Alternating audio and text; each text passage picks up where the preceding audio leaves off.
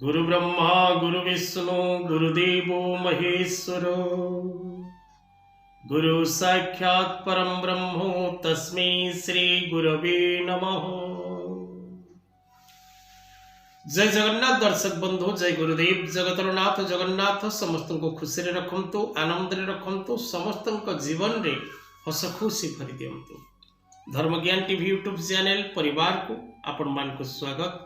जो मित्र माने हमारे चैनल को लाइक शेयर और सब्सक्राइब करि नांती से माने लाइक शेयर और सब्सक्राइब करबा को कदापि भूलंतु नहीं। दर्शक बंधु, आज ये कार्यक्रम माध्यम रे आमे आलोचना करिबा दैत्य गुरु, ऐश्वर्य कारक गुरु, सुख कारक गुरु एवं संपद प्रदाता गुरु शुक्र बिच्छा राशि धनु राशि को गोचर करिचंती 18 जानुआरी 2024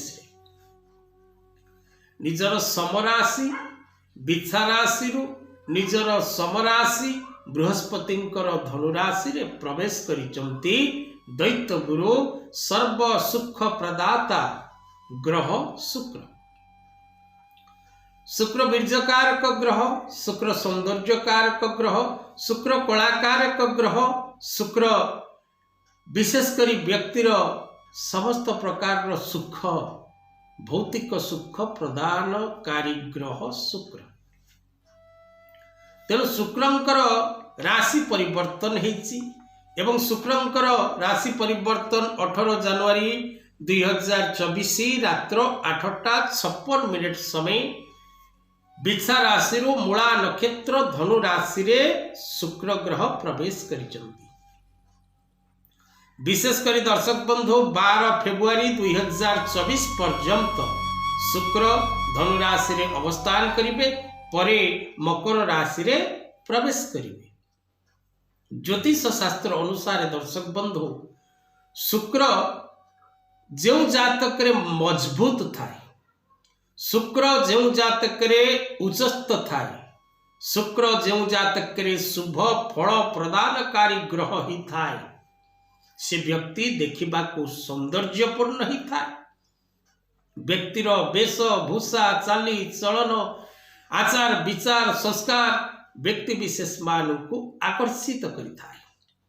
शुक्र उन्नत अवस्था थिले जन्म कुंडली मध्यरे व्यक्ति राजनीतिक क्षेत्र, कला क्षेत्र, शिक्षा क्षेत्र, ज्योतिष क्षेत्र, प्रवचन क्षेत्र, मेडिकल क्षेत्र, वकिलाती क्षेत्र, इंजीनियरिंग सेक्टर एवं वैद्य सेक्टर रे पारदर्शिता लाभ करिथाए।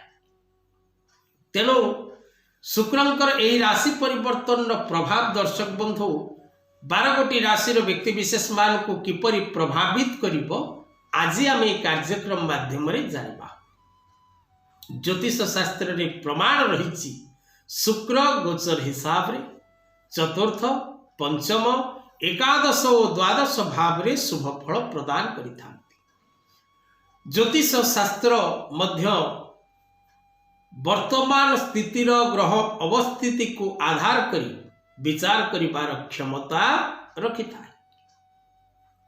तेबे 12 गोटी राशि मध्यरु प्रथम राशि मेष राशि। मेष राशिर राश्याधिपति मंगल शुक्रंक सहित मंगलंकर सम संपर्क, द्वितीय और सप्तम स्थान अधिपति नवम भाव रे अछंती। तेणु मेष राशि व्यक्ति विशेष माने व्यवसाय क्षेत्र धन उपार्जन करिबार समय प्राप्त करिवे। वैवाहिक दाम्पत्य जीवन में सुख एवं सौभाग्य लाभ करिवे। लव रिलेशनशिप, फ्रेंड रिलेशनशिप मध्यरु आपन को पूर्ण सफलता प्राप्ति हो। वृष राशि राश्याधिपति शुक्र लग्नस्थ एवं षष्ठ भावर स्वामी होचंती शुक्र अष्टम भाव रे विराजित।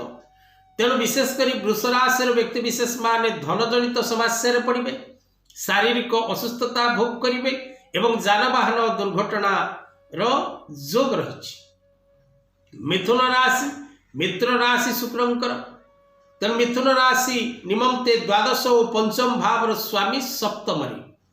मिथुन राशि व्यक्ति विशेष माने जदि शिक्षा क्षेत्र में अछंती तेबे नूतन शिक्षा प्राप्त करिवे। विशेषकर दूर स्थान को यात्रा करिवार थिले यात्रा करिवे एवं मान सम्मान प्राप्ति करिवार जोग अछि मध्य फल लाभ करिवे। कारण राशियाधिपति बुध धनु राशि रे शुक्रंक सहित और मंगलंक सहित विराजमान करिसेंति। कर्कट राशि जात व्यक्ति विशेष मानकर एकादश और चतुर्थ भाव स्वामी षष्ठ रे। कर्कट राशि व्यक्ति विशेष मान विशेष करी निजर आय दिग प्रति ध्यान दियंतु, शत्रु मान को ठारू दूरे रहंतु, मार शरीर प्रति जत्नवान होबा को चेष्टा करंतु। सिंह राशि जात व्यक्ति विशेष मानकर दशम और तृतीय भाव स्वामी पंचम भाव रे विराजमान करिसेंति। तेणु विशेषकर सिंह राशि व्यक्ति विशेष माने पराक्रम वृद्धि पाइब, कर्म क्षेत्र में आग को बढ़े, नुआ काम करिबार सौभाग्य लाभ करिवे, अनेक दिन आशा परिपूर्ण हब एवं प्रत्येक कार्य में आपन को सफलता प्राप्ति हो।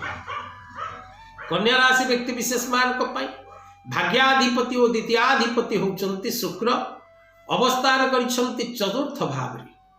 तेणु कन्या राशि व्यक्ति विशेष माने प्रत्येक क्षेत्र प्रत्येक दिगरु प्रत्येक कार्य में पूर्ण सफलता लाभ करिवे, एथिरे तिले मात्र संदेह नहीं। कन्या राशि व्यक्ति विशेष माने प्रत्येक कार्य करिबारे माहिर रहिबे, भाग्य सेमान को साथ देव। तुला राशि राशियाधिपति शुक्र अष्टम और लग्न भावर स्वामी तृतीय रे। तुला राशि व्यक्ति विशेष माने विशेष करी शत्रु पीड़ा भोग करिवे, राजदंड भोग करिवे, शारीरिक असुस्थता भोग करिवे, धन जनित समस्या आपण को मानसिक कष्ट प्रदान करिवो। बिच्छा राशि जात व्यक्ति विशेष मान को पई सप्तम और द्वादश भावर स्वामी द्वितीय रे एवं राशियाधिपति सहित। तेणु बिच्छा राशि जात व्यक्ति विशेष माने नुआ व्यवसाय करबा पई दूर स्थान को यात्रा करबा को पड़िबो। कोनोसी प्रकार वैवाहिक रिलेशनशिप बा प्रस्ताव बा रिश्ता आपणकर आसीबार जोग रही एवं विवाह क्षेत्र में थिबा प्रत्येक व्यक्ति विशेष मान को पाई बाहागर फाइनाल होबार जोग मध्य सृष्टि होबार रही अछि बा देखा चाह करबा पाई समय प्राप्ति हो। धनु राशि जात व्यक्ति विशेष मान को पाई षष्ठ एवं एकादश भावर स्वामी लग्न रे अछंती। तेणु धनु राशि व्यक्ति विशेष मान विशेष करी शत्रु मान को ठारू दूरे रहंतु, निजर व्यवसाय क्षेत्र प्रति जत्नवान होंतु, अन्य को पूर्ण मात्रा रे भरोसा एवं विश्वास करंतु नहीं।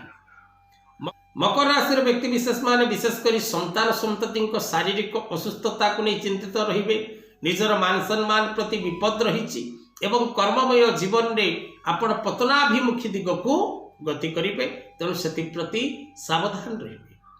कुंभ राशि जात व्यक्ति विशेष चतुर्थ और नवम भाव स्वामी एकादश रे। कुंभ राशि व्यक्ति विशेष माने शत्रु पीड़ारू मुक्ति पाइबे, धन लाभ करिवे, कर्म क्षेत्र में प्रशंसित हेबे, नुआ नुआ काम हाथ को नेबे, प्रत्येक दिगरु सफलता लाभ करिवे, अनेक दिनर आशा परिपूर्ण हब, विभिन्न प्रकार कार्य करबा पई भाग्य साथ।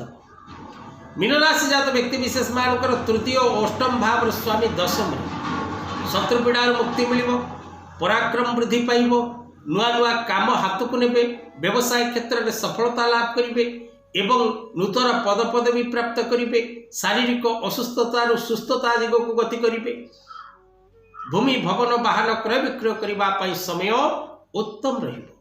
तेणु दर्शक बंधु ए थिला 18 जनवरी रो शुक्र चलन फलाफल। यह 12 फेब्रुआरी 2024 पर्यंत रहिबो। तेणु आज कार्यक्रम को एठी रखिबा। जय जगन्नाथ।